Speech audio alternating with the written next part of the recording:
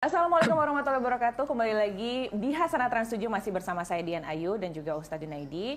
Baik Ustadz, kita kembali lagi nih mengenai ruqyah tadi. Kalau tadi kan kita sudah melakukan praktek ruqyah mandiri, betul ya? Lalu Ustadz juga sudah menjelaskan kepada kita semua mengenai apa itu ruqyah. Nah, tapi saya juga pernah dengar nih Ustadz mengenai ruqyah rumah. Jadi ternyata rumah ini juga bisa diruqyah ya, tidak hanya orang saja. Nah, ini bagaimana penjelasannya Ustadz? Baik, jadi ada beberapa jenis gangguan jin yang tidak di dalam tubuh, tapi di rumah. Ada orang yang ketika di rumah itu mencekam, sering bertengkar dengan pasangannya, anak-anaknya ribut semua, nangis. Pokoknya nggak ada kenyamanan dalam rumah. Tapi begitu mereka keluar dari rumah, rasanya nyaman, tenang, senang.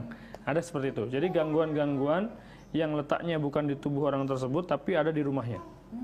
Nah, bagaimana cara meruqyahnya? Sebenarnya cara meruqyahnya sangat simpel.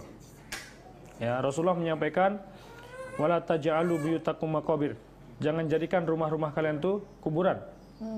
Nawiru buyutakum biqiraatil Quran. Cahayailah rumah kalian tuh dengan membaca Al-Qur'an.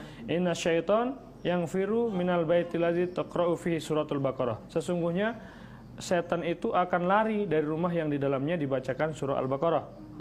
Jadi, cara meruqyah rumah yang paling efektif kita bacakan suratul Baqarah. Ya, dalam riwayat lain, kita bacakan di malam hari, maka selama 3 malam ke depan setan nggak akan sanggup tinggal di situ lagi.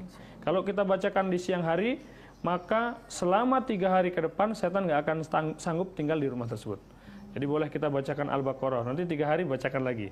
Oh, ya, seperti itu. Setiap 3 hari sekali sebaiknya dibacakan. Itu cara yang paling efektif ya. Kalau diperlukan, misalnya kita sering melihat penampakan di sudut-sudut rumah, sering melihat penampakan di ruangan-ruangan tertentu, di kamar-kamar tertentu, ya bisa atau mungkin juga merasa tidak nyaman dengan salah satu ruangan di rumah atau satu lorong tertentu. Itu bisa juga dibantu dengan membacakan ayat-ayat ruqyah tadi itu di air, kemudian disemprotkan. Oh, cukup Ya. dengan disemprotkan di ruangan-ruangan yang kita rasa kurang nyaman. Betul. Atau harus di semua rumah? Bisa di semua rumah atau bisa cukup di ruangan-ruangan yang kita nggak nyaman. Oh, begitu. Kalau untuk penanganan gangguan misalnya jin yang terikat oleh belenggu sihir, ada ya. Jadi ada orang yang misalnya nggak suka dengan rumah kita, kemudian dia mengirimkan sihir. Dia akan letakkan buhul. Buhul itu sebuah ikatan yang di dalamnya terdapat program sihir. Nah, biasanya diletakkan di satu rumah kita.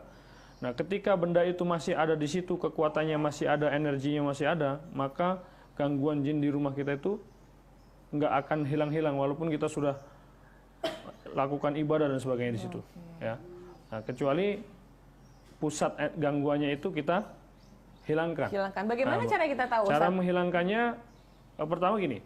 Ketika misalnya penghuni rumah ini mengalami satu ketidaknyamanan, bertengkar terus dan sebagainya, bisa dicari.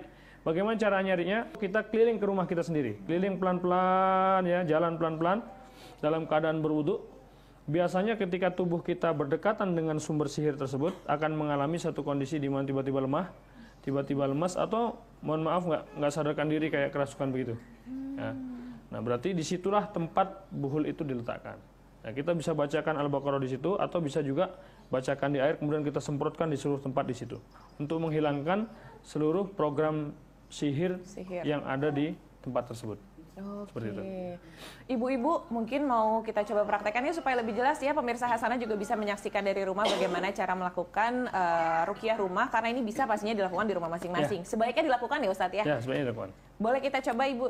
Ini alat yang digunakan apakah air sama seperti air tadi sama kita minum ini, atau? Kalau perlu apa? Spray. Oh, spray semprotan seperti itu ya. Ada. Oh, di sini sudah ada spray. Oke, boleh Ustadznya aja berarti. Sudah ada airnya ya? Ini sudah ada airnya. Ya. Kita akan coba praktekkan ruqyah untuk rumah. Ya. Selain tadi kita harus bacakan Al-Baqarah full, itu cara pertama. Cara kedua, ibu-ibu bisa bacakan suratul Fatihah, ya, ayat kursi, Al-Ikhlas, Al-Falaq, An-Nas. Setiap bacaan ditiupkan di sini. Ya, setelah dibacakan, selesai semua dibacakan, ibu-ibu bisa semprotkan, ya, sambil membaca ta'awud. A'udzubillahi minasyaitonirrajim, bismillahirrahmanirrahim. Nah, begini caranya. Semprotkan, boleh sekeliling rumah disemprotkan semua, ya, di sudut-sudut dari atas sampai ke bawah. Oke, saya pindah. Setelah selesai, banyak biasanya reaksi dari ruqyah menggunakan semprotan ini. Yang kami dapati sering terus ada aroma seperti bau gosong. Nah, atau yang kedua, banyak binatang-binatang seperti kalajengking, kelabang, tikus, kecoa itu pada mati besok paginya. Masya Allah. Ya. Itu yang ekstrim, ya. Itu gangguan-gangguan yang memang betul-betul ada energi sihir. Cicak kadang mati, ya. Tapi kalau enggak usah, enggak perlu. Jadi ibu nggak ngerasain apa-apa di rumah, rumahnya tenang-tenang saja, biasa-biasa saja, nggak perlu bikin kayak gini.